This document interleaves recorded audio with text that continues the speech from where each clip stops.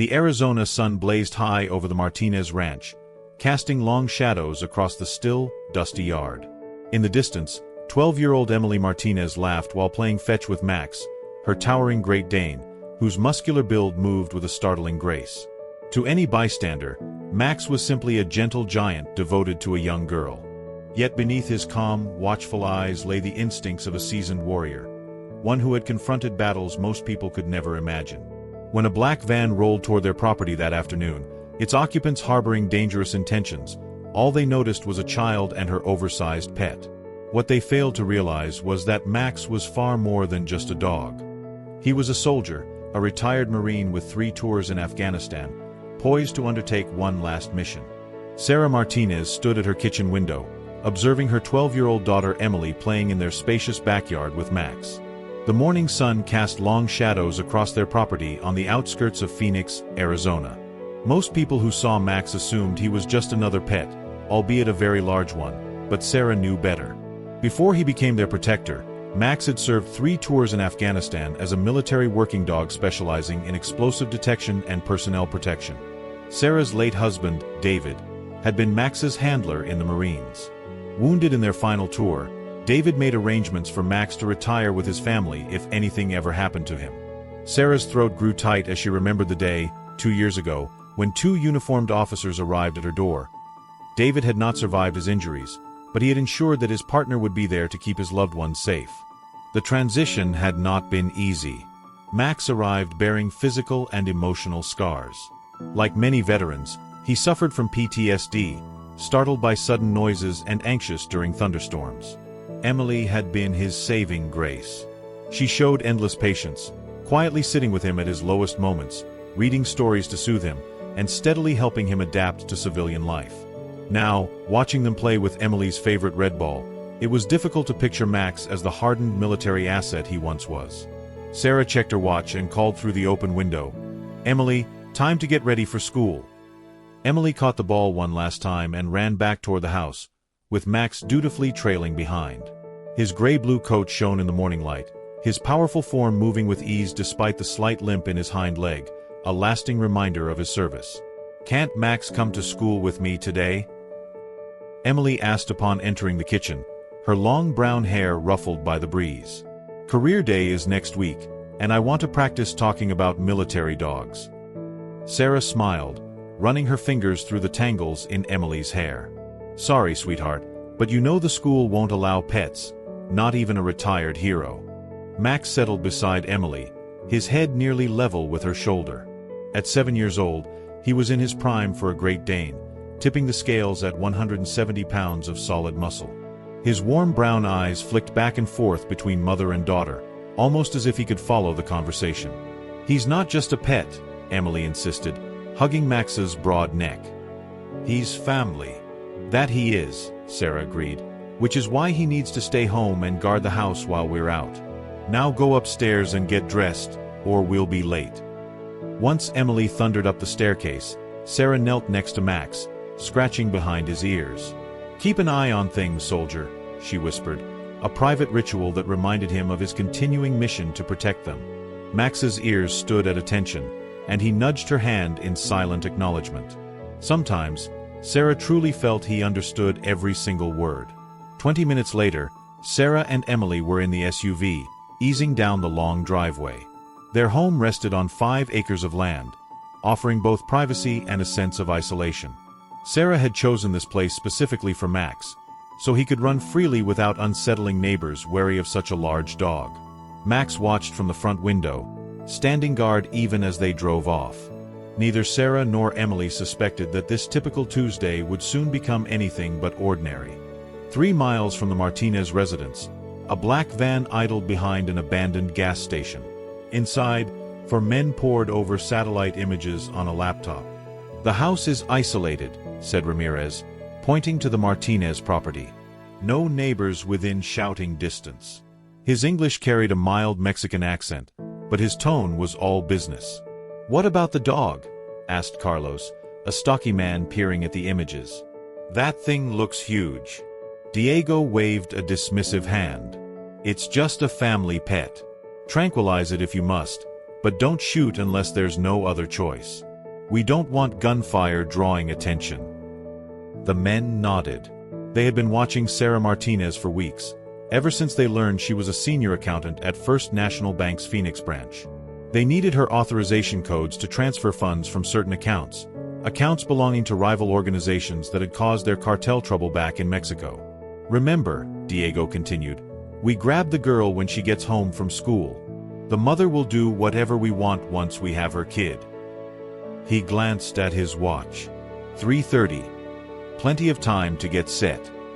What Diego and his men could not have known was that this was no ordinary family pet.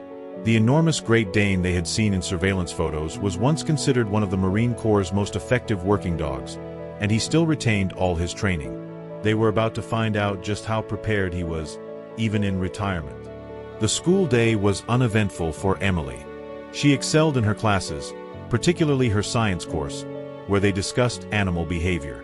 During lunch, she worked on her upcoming presentation about military working dogs, proud to highlight Max's story. At 3:15, Emily stepped out of the school building alongside her best friend, Jessica, and they chatted about their weekend plans while waiting for their rides. Mom said I can sleep over on Friday, Jessica announced excitedly. We can work on our science project and watch movies with Max. Emily grinned. He loves when you visit. Remember how he tried to climb into your lap last time? Both girls laughed, recalling the sight of the massive dog attempting to be a lapdog. Moments later, Jessica's mother arrived, honking and waving. Emily waved goodbye, then perched on a nearby bench to wait for Sarah. Time inched forward. 3:30 passed, and still there was no sign of her mother. Sarah was typically punctual and would always call if she were running late. At 3:45, Emily's phone buzzed, a text from her mom that read, running late at work. Walk home today. Beautiful afternoon for it. Emily frowned. Something about the text felt off. Sarah never asked her to walk home alone without discussing it first, and the wording sounded strange. Still, the house was only a mile away. She had walked it before with Max unsure. Emily typed back, "What's the password?" This was their family security check, something her father had instituted years earlier. If either of them was in trouble, they would respond incorrectly or not at all. The reply came quickly. Don't be silly, honey. Just start walking. I'll try to meet you halfway. Emily's heart pounded. That was not the correct procedure. Her mother knew the protocol and would have given the password without question. Something was terribly wrong. Hands shaking, Emily went into her emergency contacts and tapped the number for Mrs. Wilson, their elderly neighbor who lived a quarter-mile down the road. As the call rang, Emily moved briskly toward the school's main entrance, planning to ask someone inside to call the police. She never got that far. A gloved hand clamped over her mouth from behind, and powerful arms lifted her off the ground. She tried to scream, but the sound was smothered against the glove. Kicking and squirming, she was carried to a black van parked in the teacher's lot. Stop struggling, a voice with a thick accent hissed in her ear. We won't hurt you if you keep still. They tossed Emily into the van's dark interior before she could break free. Rough hands secured zip ties around her wrists and ankles, and a strip of duct tape was pressed over her mouth. Drive, the same voice ordered. The van's engine sprang to life, and they sped away from the parking lot. Despite her terror, Emily forced herself to remember her father's training. Focus on details. She took note of 4 men, speaking both English and Spanish, wearing black clothing and ski masks. The van smelled of cigarettes and gun oil. After turning right from the school, they made a left, heading toward her neighborhood. One of the men made a call. We have the girl. Contact her mother. Tell her our terms. Emily shut her eyes and prayed, not for herself, but for Sarah, who must have been threatened into sending that text. These men had no idea what kind of dog they would soon face. At the Martinez home, Max's afternoon was anything but quiet. His military instincts kicked in the moment 4 unfamiliar vehicles approached the property 2 hours earlier. He watched from various windows as 8 men took positions around the house, 2 vanishing into the woods that bordered the backyard. Their movements told Max they were predators armed with weapons. He could smell the gun oil and chemicals. More importantly, they did not belong there. His mission was to protect this home. The Great Dane moved soundlessly through the interior, staying out of sight but keeping track of each intruder's location. Years of military service had sharpened his instincts, indicating a coordinated operation. They were clearly waiting for something, or someone. When Sarah pulled into the driveway at 3:15, Max's alarm skyrocketed. From an upstairs vantage point, he watched two men emerge from the woods and press guns to her back while she unlocked the door. Max's drive to protect Ward with his training. He wanted to attack but recognized a hostage situation. In Afghanistan, he had learned that charging in blindly was not always the best course of action. "Call your daughter," one of the men demanded. "Tell her you're running late and she should walk home." Sarah, her hands trembling, pulled out her phone. "Please," she begged. "Leave Emily out of this. I'll do whatever you want." "Start with giving us the bank's international wire codes," Diego said, stepping out from the kitchen where he had been lying in wait. "But first, we need leverage to make sure you cooperate. Call your daughter." Unseen upstairs, Max watched through the railing. Sarah's eyes flicked around the room, landing on him for a split second. A silent order. "Wait." Sarah sent the text. Emily's reply arrived, asking for the password. Max spotted a brief, sad smile on Sarah's face. Their clever girl remembered the security question. "What password?" Diego barked, snatching Sarah's phone. He typed a hasty response, ignoring the family's protocols. "Now we wait," Diego announced, settling into an armchair while his men trained their weapons on Sarah. "Your daughter will be here soon, and after that, you'll help us move some money. If you cooperate, both of you might walk away." Sarah said nothing, her fists clenched, fear mixing with outrage. Max could sense her terror and anger. He remained hidden, gathering information. His training had taught him to be patient. Sometimes the best strike is one delivered with perfect timing. 15 minutes later, a black van rumbled up the driveway. Max heard Emily's muffled cries before she was dragged into the house, bound and frightened. "Mom!" she screamed once someone ripped the tape from her mouth. "Are you okay?" "I'm fine, baby," Sarah managed, voice quivering. "Everything's going to be all right."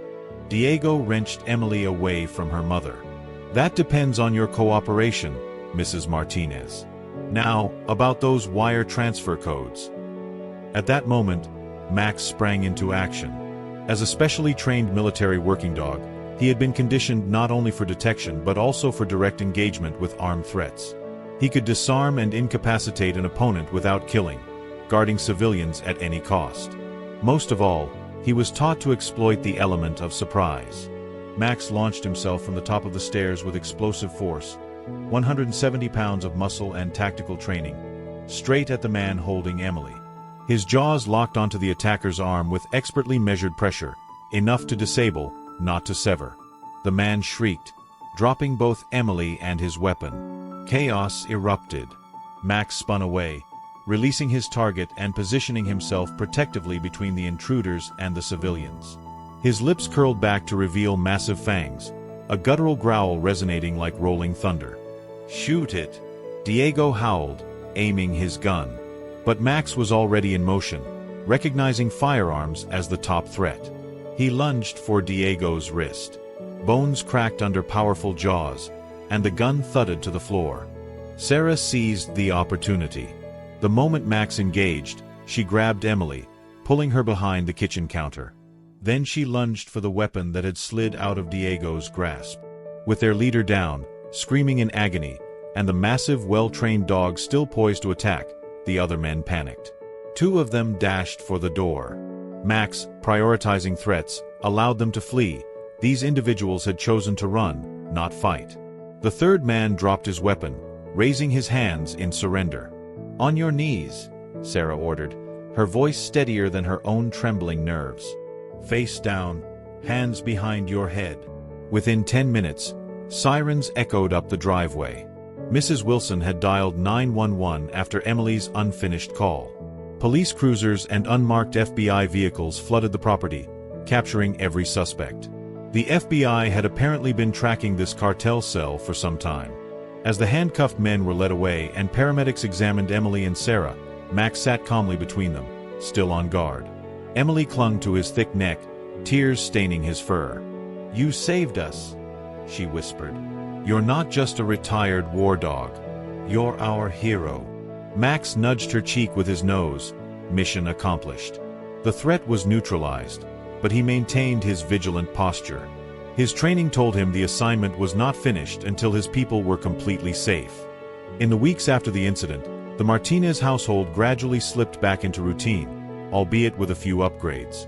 The FBI helped bolster their security, and Sarah took a leave of absence from the bank. Emily, remarkably resilient, attended counseling to process her trauma, impressing everyone with her courage. Subtly, Max's role in the family evolved. He had always been their guardian, but now they fully grasped the seriousness of his commitment. His military conditioning had not faded with time. It had simply been channeled into a new, vital mission. 1 month later, Emily gave her class presentation on military working dogs. Standing proudly before her peers, Max sitting regally at her side, Emily recounted their story. "Some think that once these dogs retire, they stop being warriors," she explained. "But that isn't true. They just find new battles and new people to protect." Max wasn't just trained to detect explosives or chase bad guys overseas. He was taught to save lives and protect the ones he cares about. "That's exactly what he did for me and my mom." From the back of the classroom, Sarah dabbed tears from her eyes as Emily continued speaking. Max's gaze swept the room, alert and watchful as always.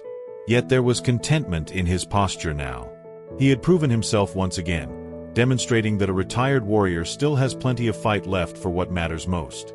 That evening, the family sat on the back porch, watching the sun set in hues of orange and purple. Emily read quietly while Max sprawled at her feet. Sarah gazed over the peaceful scene, reflecting on how different things might have been without their four-legged guardian. She reached down to rub Max's ears, and he leaned into her touch, his brown eyes filled with devotion. "Thank you for keeping your promise to David," she whispered, "for protecting our girl." Max's tail thumped against the porch, and he shifted so he could rest against Emily's legs. In his mind, there was no debt of gratitude. This was his family, his home, his mission.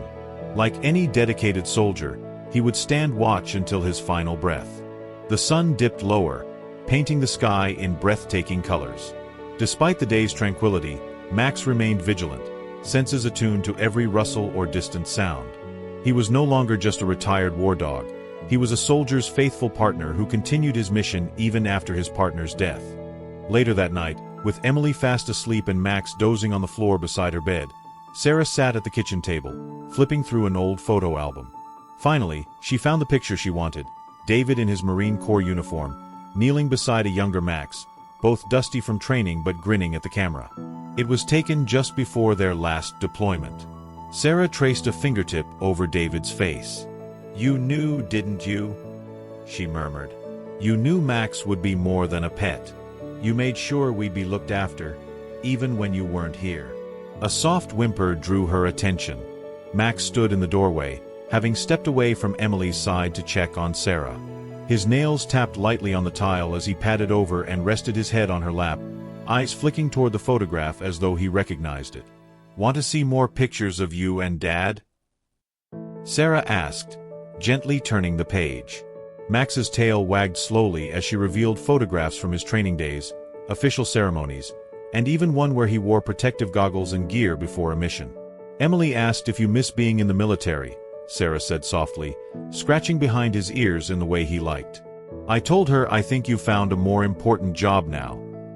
Max met her gaze with an intelligence that sometimes stole her breath. Moments like these made her realize why the military had chosen him. Beyond his stature and strength, Max possessed a nobility of spirit that made him not just a great dog, but a remarkable one. The following morning, Emily came downstairs to find her mother making pancakes while Max kept watch from a spot near the kitchen island.